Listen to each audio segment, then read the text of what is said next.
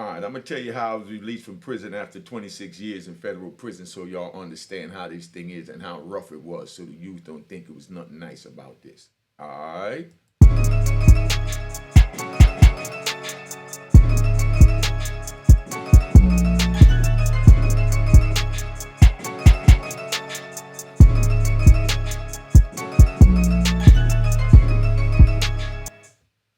All right, you know what it is. Unique Mecca Audio, man. I'm gonna tell you how it was like being released from prison after 26 years. All right, it was leading up to the time to go. I put in my motion, Brittany Barnett. Big shout out to Brittany Barnett. Big shout out to Brittany Barnett. All right. Big shout out to Brittany Barnett, Corey Jacobs, and Susan Feinberg. You know what I mean? They was intricate in me getting out, and my man, you know, D Wee. Now, let me tell you how this thing played out. I'm over there. I'm in Atwater, the toughest prison in America. I'm gonna backtrack later on, do another video of what it was like when I got to Atwater. But this joint here is how I was released from federal prison. Now, I'm in 6 unit, and then they open up a unit called the honor unit. They moved me down to the honor unit, and down there they was gonna have it where you work in a unicorn. Now, whenever something go on, the prisoners, look at you more like an honorable nigga. You know what I mean? So, they move us down there, and when they move us down there, my unit manager for my unit in 6 unit is also the unit manager for this new unit that they opened up called the honor unit. So he got 2 units, 6 unit and 4 unit. So now I get down there and we got this racist little cocky, look like a little pit bull, lift weights, think he tough. He don't like blacks, don't like East Coast dudes. He just a real racist piece of crap.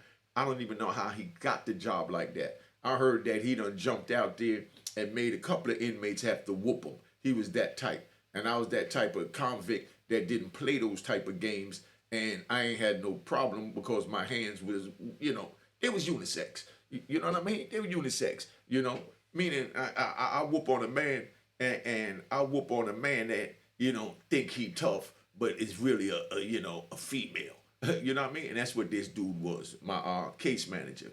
Now, the case manager was a real piece of crap. He put me in for a transfer like 6 months before. When he put me in for a transfer, he didn't put in none of the positive things that I did.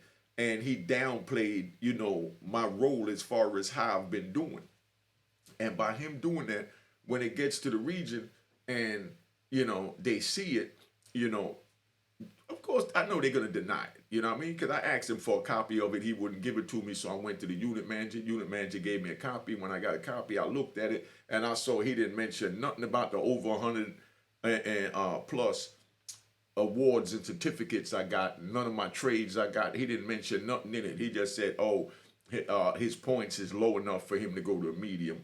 And that's all he said. Where he was supposed to say things like, oh, he completed anger management, criminal thinking, he's in the suicide watch committee.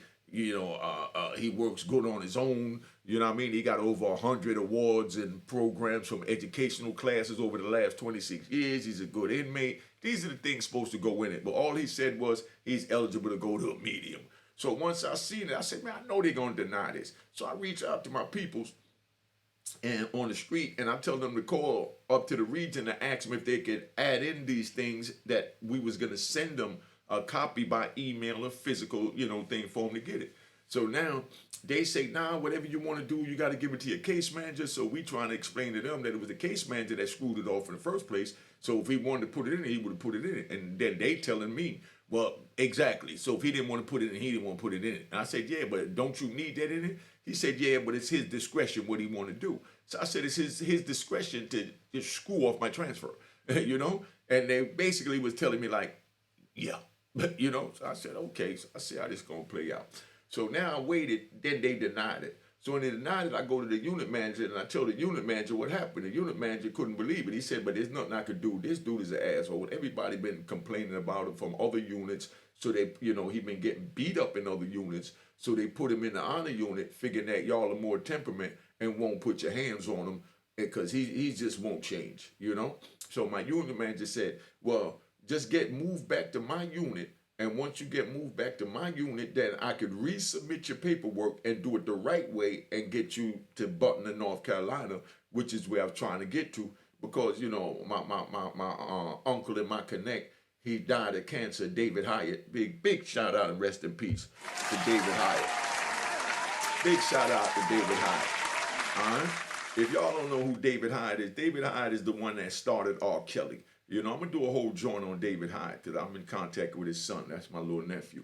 Now, David Hyatt died fighting for his life with all his legal papers on his bed. You know what I mean? He had cancer.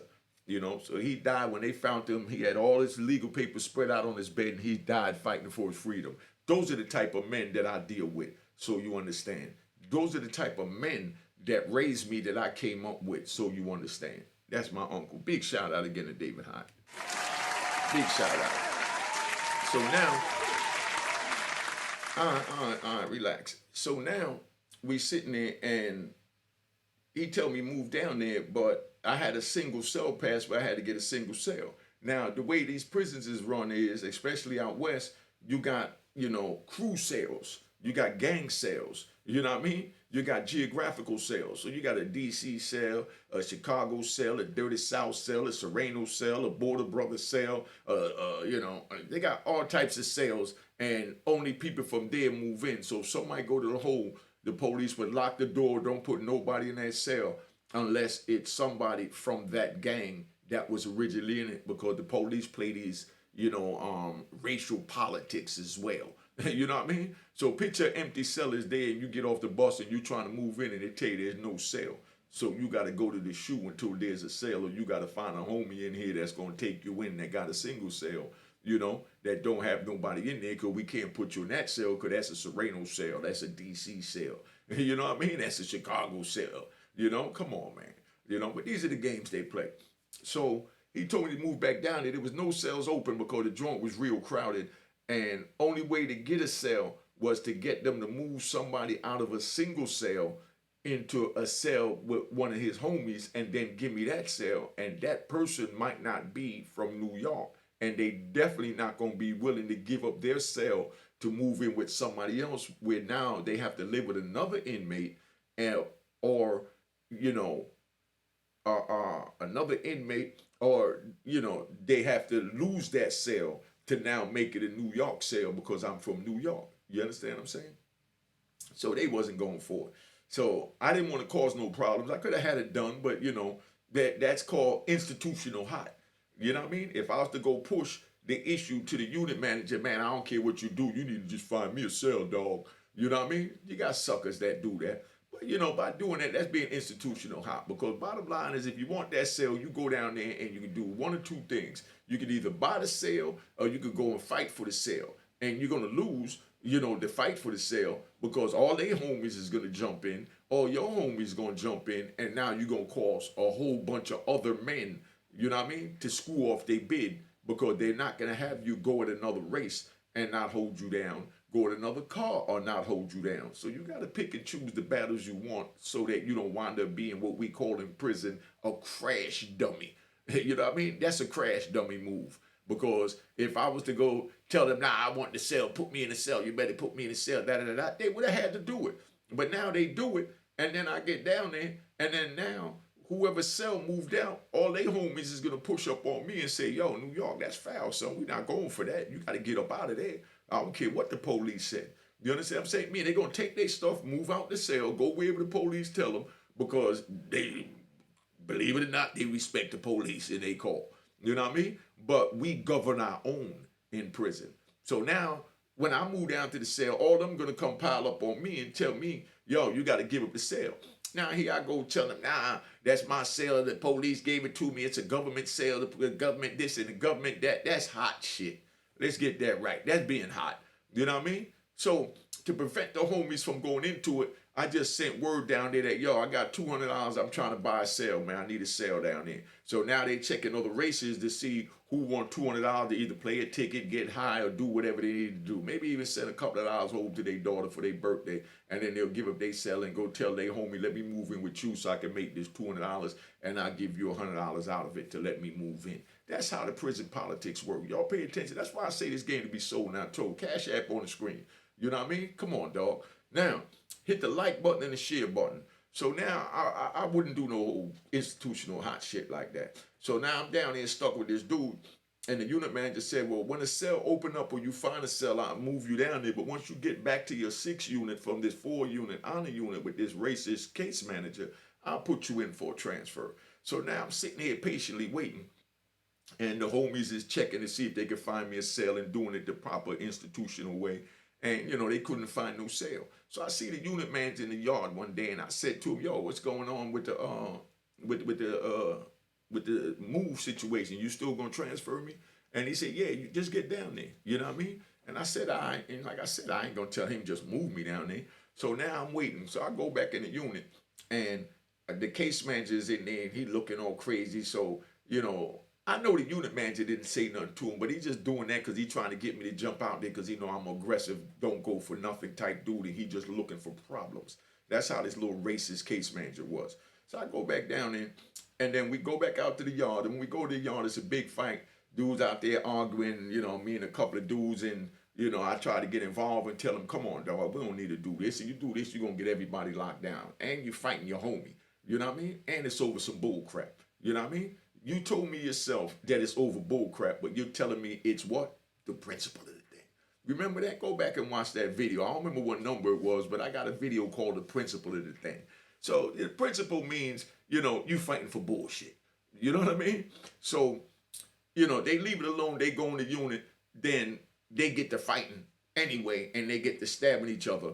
And that night, they lock us down right after the fight. We in the unit. So we don't know how long we locked down for, but I know what it's about, So now, the jailhouse talk through the vents is that, yo, dude died when he stabbed him. So now dude died, so we know we're going to be down for a minute. So, of course, I laid back, kicked back, and I got out my book. As a matter of fact, Dapper Dan and Kevin Childs just sent me their book. Make sure you go read Dapper Dan's autobiography and Kevin Childs' The Crack Era. Because both of them sent me their books on the strength. And, so I pulled them out and I decided to read it. I gave the, Crack Era to my man from D.C. to read because I got both of them the same time. I couldn't read both. So I said, let me read the Dapper Dan joint so I can start back from in the 60s and 70s, you know what I mean? And then go to the Crack Era in the 80s and 90s for this little month. At least I know we're going to be locked down for this murder, So I'm in the cell and the next day, the case manager come to my cell and he got attitude. He says, give me an address, And I know when they want an address, it's for them to put you in for a transfer so they could get you within 500 miles of that transfer. Mind you, I didn't want this case manager to do my transfer. He screwed it off last time. That's why I was trying to get in all the unit. So I tell him, nah, man, get away from my door. He said, nah, give me an address. I said, yo, I told you I don't need you to do nothing for me. Get away from my door. He said, all right, well, you was released. I need an address for where you getting ready to be released to. I said, release? I said, man, you playing games, man. Get away from my door. Because he was a creep like that. So I just knew he was bull crapping. So I said, man, get away from my door. So he's like, I'm telling you, you was released. I said, didn't I tell you to get away from my door? You know what I mean? So I turn around and I go lay down. So he walk away and he come back upstairs and he take a piece of paper like this and he slides it under my door. Bam.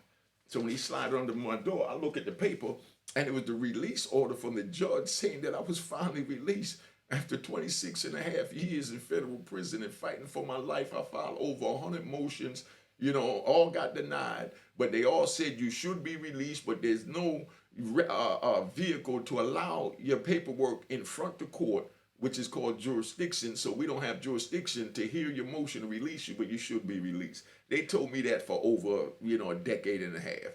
So I couldn't believe it that I'm looking at this paper and it says that I've been released.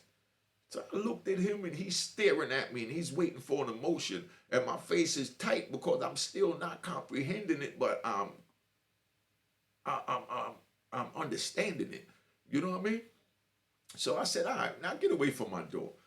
Don't take this out being cocky. I'm keeping it 100 how I went. I said, all right, I see it. Now get away from my door. He said, well, pack your stuff. You got to be out of here by 4 o'clock. You know what I mean? I said, yeah, all right, get away from my door, man. So I turn around and, I turn my head and he started walking away. As soon as he started walking away, I went to take a step to go over towards my bunk to go sit down. And when I take a step, my knees felt weak. You know, I'm keeping it 100. My knees felt weak, and I just fell straight to my knees. You know what I mean? I fell to the ground, and I just started crying like a baby. You know, I'm keeping it 100. Big Roll Unique crying like a baby. Big shout out. Big shout out. They finally got some emotion out of me. Big shout out. Big shout out. All right. So now I'm sitting on the ground on my knees, and I'm holding my head, and I got the paper in front of me, and I'm looking at it, and tears is running down my eyes, and I'm like, oh my God, they're finally releasing me. You know what I mean? I mean, man, I crawled over to the bed and I just laid down on the top of the bed, and I used to have my children's pictures taped to the bunk above me. You know what I mean? I had a single cell, but all of them got two bunks. So I had pictures painted at the top of the ceiling. So I just laid down, looked at my children. I said, man, it's finally here. I'm coming. God finally let me out, man. Thank you, Lord. I can't believe that you've done this for me. And I told you for 26 years, every night before I went to bed, I prayed for you to look out for my children, my mother, my loved ones, my friends, and for you to release me when you felt it was proper for me to be released. And God, you answered my prayer, and I want to thank you with everything in my heart, and I promise you I won't let you down. You know, that was the promise I made to God, man. You know what I mean? That's the promise I made to God. So I sat there, I started packing up, and I got all types of legal papers because I was in the middle of fighting the case, you know? So I packed all my stuff up, and then he came back at 2 o'clock, and he said, oh, you won't be released today. You know, you'll be released in the morning. You know what I mean? So I figured a couple more hours ain't going to kill me, and I'm still in shock. So I just said, all right, get away from my door. So now he leaves, go away from the door. Then the next morning they call me to, bring my stuff to R&D. That's receiving and discharging, because instead of always being received in the prison, I'm finally being discharged to the free world. So I packed my stuff up, and I'm pushing this big cart with all my legal papers and my photo album and all of this up the walkway. As I'm pushing it up the walkway, let me back this up so you all understand. I ain't gonna get to the walkway yet. When they told me I was releasing, they opened the door because everybody, we all locked down for this dude getting, bodied. So when I come out the joint, I had to give away my extra stuff. So I had a brother, Ahmed. Big shout out to my man Ahmed from Jersey, from the E-Port Posse. You know what I mean? Big shout out to the E-Port Posse in Jersey, man. Big shout out to the E-Port Posse in Jersey. I had a brother, Ahmed. His name is Irvin Bether. You know what I mean? I'm gonna help him get him a change.org set up. Right now I got a change.org set up for my man Jimmy Fingers. You know, y'all remember Jimmy Fingers. Jimmy Fingers got 6 life sentences in 300 years. He went in when he was 22. He turned 50 this year. He been in 28 years in federal prison. So remember this, because I don't have time to put it up on the screen because I want y'all to get this video today. It's free Jimmy Fingers, freejimmyfingers.com. You could text that in your phone, you know what I mean? Text that to somebody and tell them to sign my man's petition. That's his change.org petition. Remember, freejimmyfingers.com. All right? So now, that's my brother. But anyway, so I give, one of my California homies, all my property, that I didn't want, my institutional stuff, and I give it to him to make sure my man, Ahmed, Urban Bether from E-Port Posse, that Corey's his co-defendant. Y'all know who I'm talking about, from Jersey, official brother. Big shout out to Ahmed. Big shout out, big shout out. Big shout out to Ahmed, just so y'all know. So now, I give this joint to my man to give it to him, and when I'm walking down the tier, I go to the cells with the brothers that I was kind of cool with. You know what I mean? So, my comrades. We call them comrades. So I go down the joint to my comrades, and when I go down there to my comrades, I'm telling them, yo, later, I'm getting ready to be released, and all they doing is asking me for things. That's all they doing. Yo, let me get your speaker. Let me get your remote control. Let me get them Jordans. Let me get this. I'm like, yo, I left everything to my brother. You know what I mean? Me, so I ain't, no disrespect. I ain't got nothing for you. You know what I mean? But now, as I'm walking down the tier, and don't think that it's because I said that, why they did this. So as I'm walking down, I'm looking at the brothers that said they was my friends and my comrades. I'm looking at these brothers, and I could see the sadness in their eyes, not joy. I'm always happy when one of the brothers are being released, but I seen the look in their face of anger and scorn, like, how did this nigga get out of here? And I didn't. You know what I mean? Yeah, they got hate in there too. You know what I mean? And we got unity, we got loyalty, we got honor, you know, we got respect, we got all that, but we still got hate and envy and jealousy. That's why I tell the youngins, don't go to prison, because the same ones you think is your friends is the ones that don't want you to leave because they don't want to watch you leave them behind. So here it is, after 26 years, I'm thinking these brothers that I'm going to the door to tell them I'm out. You know what I mean? I had mad stamps, you know what I mean? 'Cause like I said, I had over 500, 500 books of stamps, man. You know, I was penitentiary rich. So when it's time to leave, I'm sliding everybody that I'm cool with a little, 5 books. I gave everybody $50. You know what I mean? So I'm going around, I'm passing out these 5 books of stamps, 5 books of stamps. Each book is $10. So I'm sliding them under the door. So I'm sliding everybody their stamps. And everybody I'm sliding them to is looking sad. So I'm like, oh, these niggas is a piece of crap. So I just couldn't wait to get out of there now, because I seen the look in their eyes, and it broke my heart.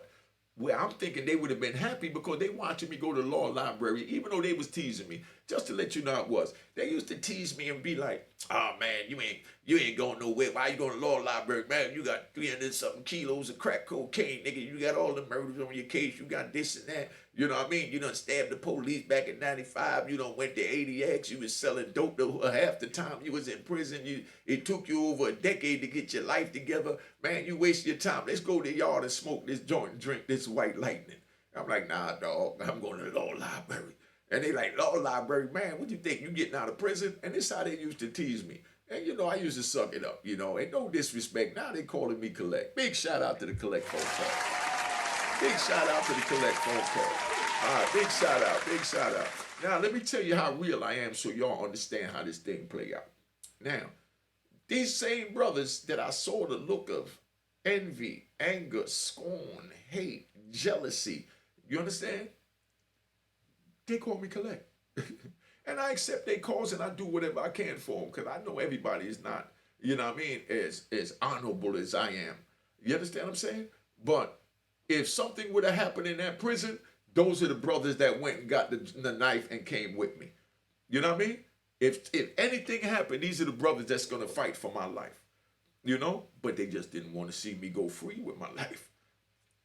Yeah, is that crazy? They didn't want to see me go free. I'm giving y'all some real jewels. Cash App on the screen. I don't care if it's $1 or $5, man. Don't say a nigga begging and all that crap. Because like I said, you know what it is. Nigga, the game is to be sold, not told. Jerry Lewis come up here and do this. And y'all love him. Your grandmother love him. Everybody do this. Come on, man. But anyway, like this video. Let me see them likes go up. At least give me the likes and the emoji. Don't forget the emoji. Everybody give me the emoji that don't want to send a Cash App. But $1 ain't gonna hurt nobody. Let me get back to the story. Don't tell me, oh, you always ask for Cash App and doing this. Let me run my show. You sitting here getting my jewels, you know what I mean? And you want it for free. At least give me an emoji. All right? Now, so this is where we at. So I leave and I go to walk up the walkway. And when I walk up the walkway, I see the unit manager. So the unit manager says to me, oh, where you going? You getting transferred already? He did put the paperwork in. I said, nah, I'm going home. He said, what? I said, I'm going home. He said, get out of here. I said, yeah. And he honestly looked at me, this unit manager, and he stuck his hand out. He shook my hand. He said, man, good luck, man. I have no doubt you're going to make it. You know what I mean? And I'm sorry you had to endure all this, because you should have been home, over a decade ago.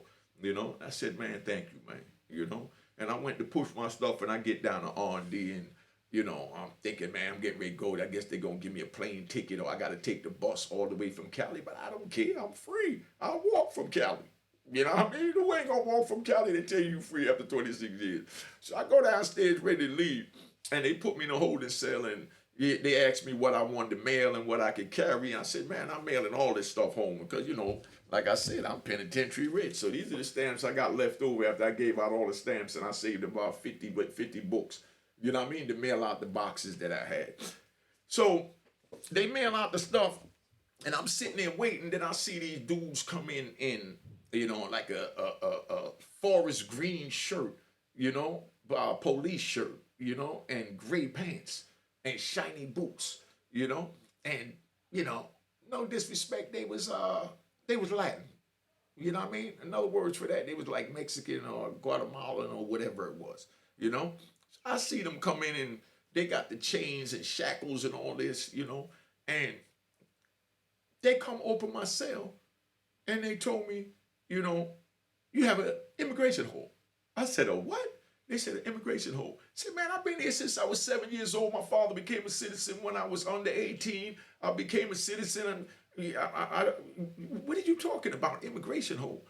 And they said, well, I'm just following the rules, So now the case manager come down there, the little racist dude, after they chained me up, he come down there and he said, yeah, you know, I can't believe the judge is crazy enough to let you out, but I'm letting you know now, the BOP don't forget people like you. So I'm just having you sent over there just to put you through the changes. I looked at him, I said, man, I wouldn't expect nothing less from you, man. And I just smiled at him. But I really wanted to spit in his face. You know what I mean? I just smiled at him and looked at him because he came down there for me to do something like that, to put it on the thing. I'm getting ready to be free. I don't care what you say, man. So I just said, all right, I wouldn't expect nothing less. So, you know me, I'm old convicts, So I just threw my hands out. They cuffed me up, put the shackles on me, and they put me in this little van like they put the brother Freddie Gray in, And I saw that on the news, and I'm like, I can't believe they putting people in vans like that, because I didn't see that when I was out there. Maybe it was. I didn't experience that. But they put me in this van that I couldn't even stand up in. I sat down and my head was in the ceiling. I had to bend down to go in, and I'm handcuffed and shackled, and they just told me I was free. And this is freedom for me. So you understand what my life is like. That's why when these clowns come on YouTube and try and hate and say all this, I don't even say nothing, because you couldn't even take a breath of the air that I survived. You understand what I just said? Many people couldn't take a breath of the air that I survived. Go in this little raggedy van, now my mind going to me. I was seeing all that stuff on the news where they was putting immigrants in dog cages, and all I saw was Mexicans. Then when they put me in a joint, I'm the only black person that they put in this holding cell. And it's like 40 Mexicans. No disrespect to the Mexicans. I just say Mexicans because, that's something that everybody know. But, they're from Guatemala and other places and all over the world, But, they put me there with a bunch of immigrants for them to process me and put me back in another prison after I've just been released after 26 years. So, and I got all my Timberlands and all that. And because this was February, you know what I mean? So, I got released February 19th. So I should put this out on that date. But February 19th, I'm going to have to do a 3-year, welcome home video or something. But anyway, so they got me in there with them. And the whole time I'm in there, I'm thinking, damn, what could I make a knife out of? You know what I mean? That's the first thing on my mind. You know what I mean? I'm the only black person in there. They put me in the holding cell. And I done saw all this stuff on the news. So my mind trained tricks on me. I'm coming out the federal pen. Now I'm going to immigration pen. So I'm looking for something I can make a knife out of. So, I got my Timberlands on. So the first thing I do, you know what I mean, is take out my shoelaces. I figure I'm going to strangle one of these dudes if they try me. Because the police come and try and take your shoelaces, but first they put you in a holding pen. But when I looked around and saw all these, foreigners and my black ass, you know what I mean? I need a weapon. So I take my Timberland shoelaces out and I wrap them around my hand, and I put my hand in, under my shirt, and I put the laces in my waistband. I'm hiding it from the police, but I got my shoelaces. I figure if one of them come, I'm going to just strangle one of them and they could just beat me to death, but one of them going with me. You know what I mean? So, they bring this other dude in that I was in another spot with that was being released, and he was going back to Mexico and signed the extradition paper, and they was getting ready to put him in a van and drop him off. So when he come in, he see me, and he said, yo, Unique, what's up? Where you going? And, what they got you over here for? Because as far as he know, I'm American, like I know I'm American. So I said, man, I just beat the life sentence finally. He said, man, congratulations, man. We shook hands and all that. And he said, but why they doing this to you? I said, man, they just mad that I beat this joint, man. So they're like, oh, man. So I said, where you going? He said, man, they get ready to drop me off on the other side of the border. I said, what you mean drop you off? You know, he said, yeah, they just take us and drive us to the border and, you know, put us on the other side and turn around. I said, what? They don't take you to a bus station, a train station, your family or nothing? He said, hell no. They just put them on the outside of the border. He said, man, but I'm just going to turn around and come right back. I said, what? He said, man, I'm going to just turn around and come right back. He said, everybody do it. You know what I mean? I'm like, oh, man. You know what I mean?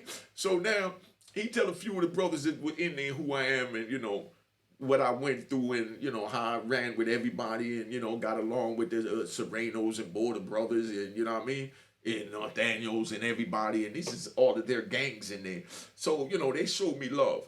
Now, they put me up in a joint and, you know, I'm up there, so I'm going to just speed it up. You know what I mean? I don't like taking too long. I know y'all like the videos long. So they put me up in a unit, so I'm up in a unit. So then, you know, I go see the judge and I explain to him that, man, I got my papers. You understand? I've been locked up 26 years. I got to locate my papers because nobody expected me to get home right about now. My grandmother done died. My father died. You know what I mean? So, you know, my brother got killed. I got to track down my papers, you know? So I winds up getting somebody to go online. They get the papers and they show them the papers, you know. So they released me and said they sending me back to Jersey and for me to show the papers to the judge in Jersey. But I showed them enough to let them know that I was a citizen.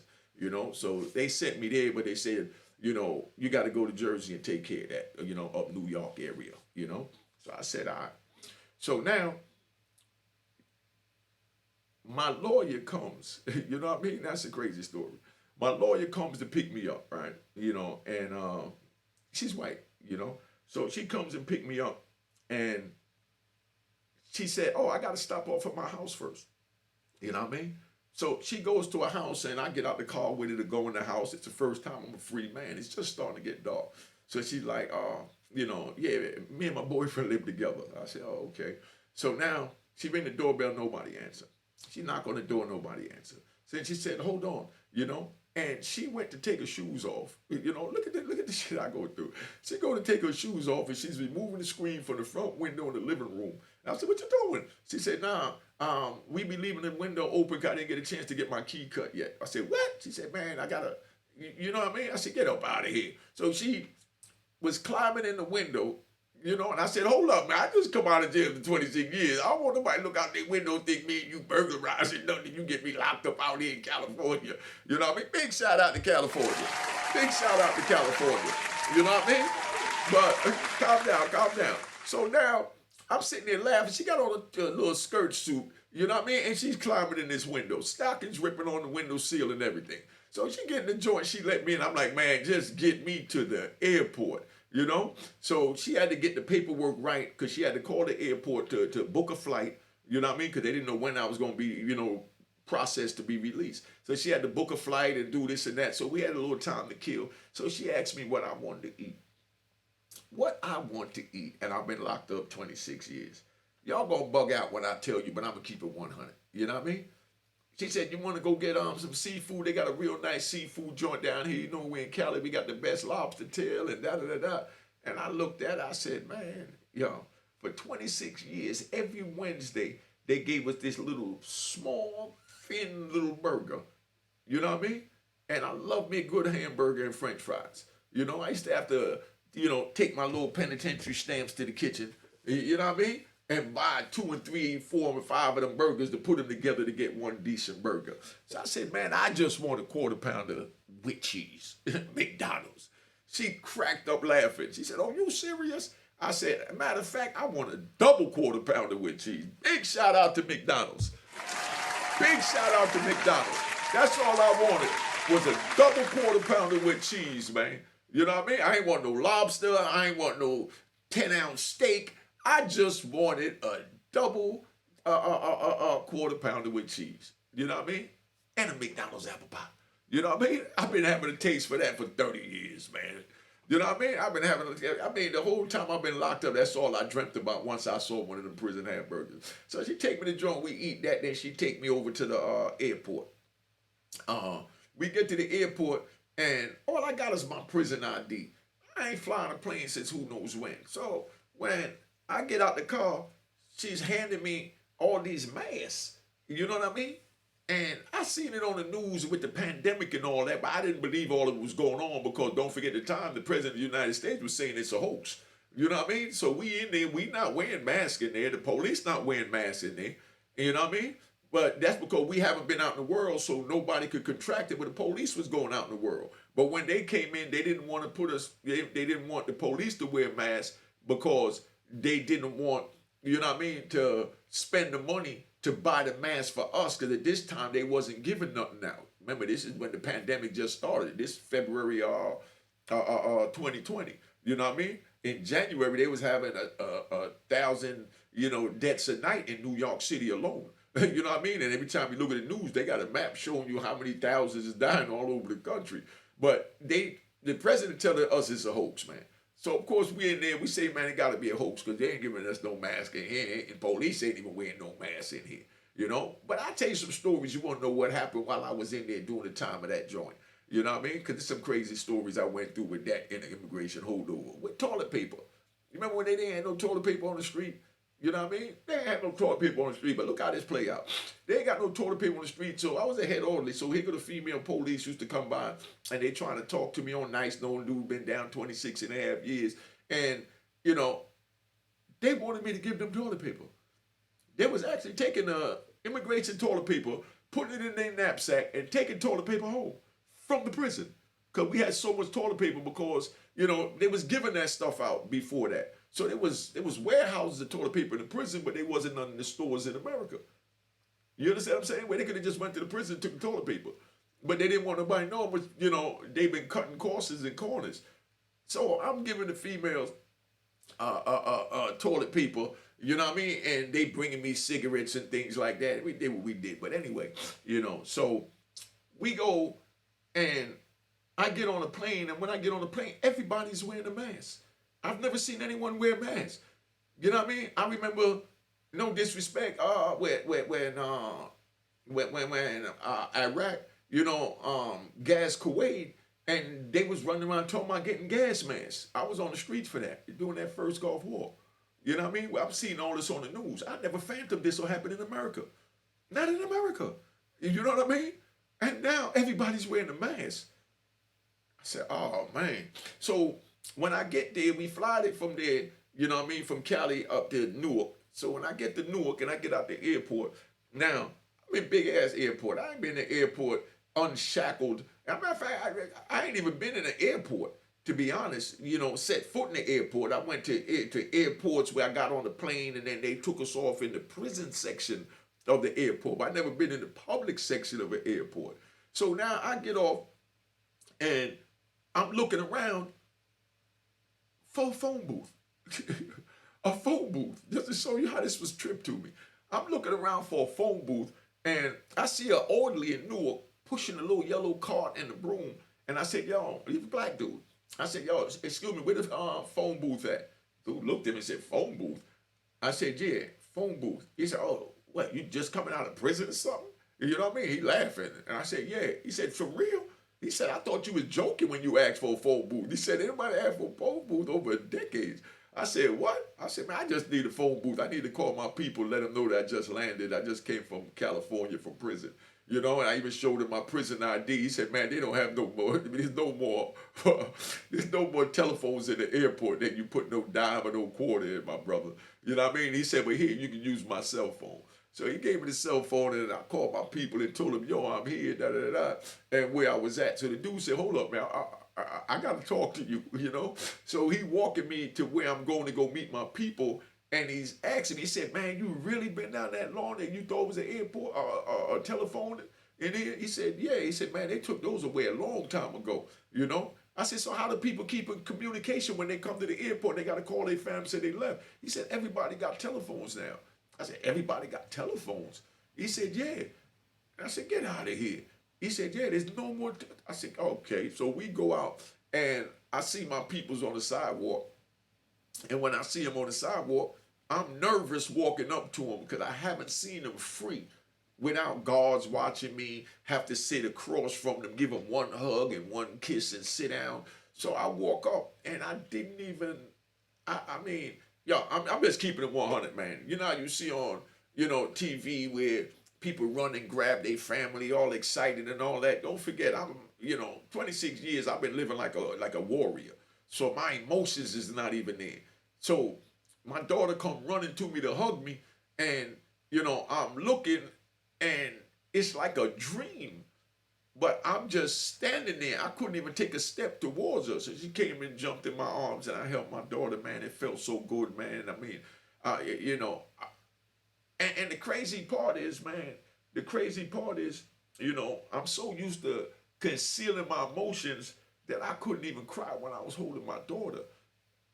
You understand what I'm saying? I couldn't even cry when I mean, y'all put in the comments somebody that did like 2 decades, what it's like. Cause you see on TV, dudes come home after doing a couple of years in prison and they crying and all that when they see their family, no disrespect to, to them or even to my family. But, the emotion wasn't there because I'm so used to concealing it.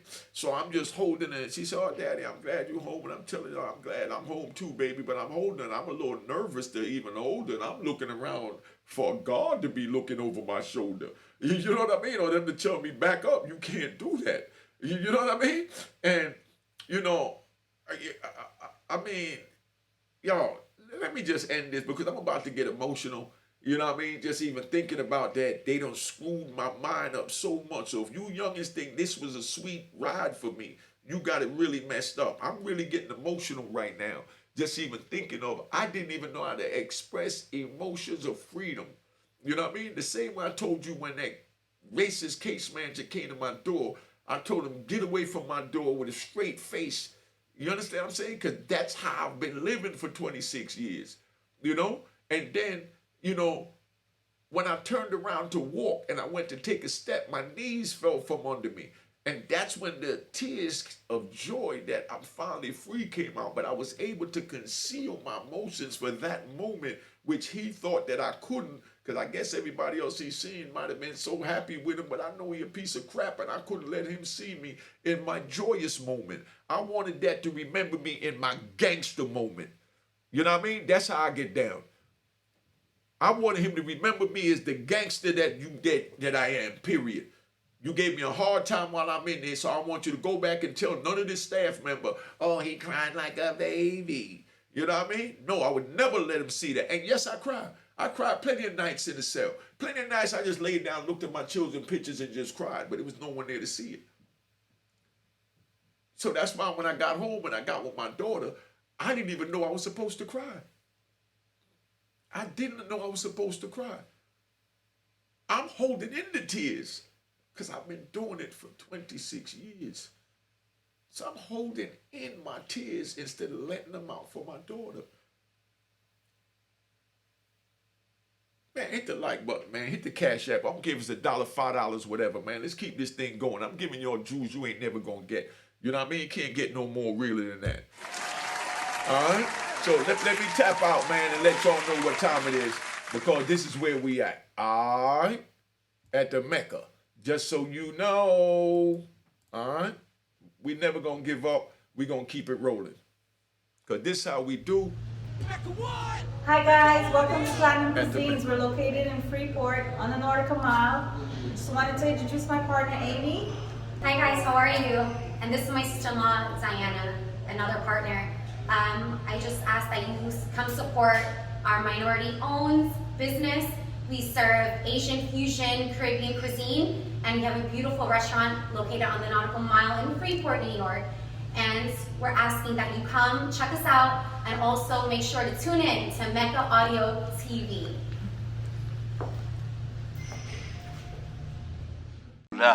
Cheers, cheers, toast the crime, toast the crime, the crime, the crime, the crime. What?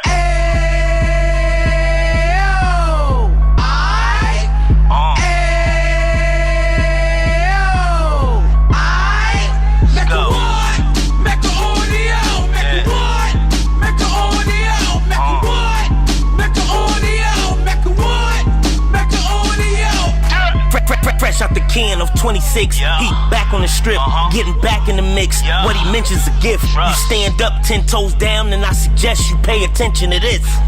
Take a little gully posse and put it in Harlem. He cut from the bottom, came up from the bottom. Drop the book, you should go and get it. The Instagram page and the YouTube, you could go and visit. Then you could consider yourself LinkedIn. Sit front row and get Jews from a kingpin. How he went through it, so you ain't gotta go do it. To not pay attention would be stupid. Talking about a man that probably put your grandfather on. Probably the reason that him and your grams got along. A man that generated millions on the block, did his time, never squilling to the cops, Mecca audio.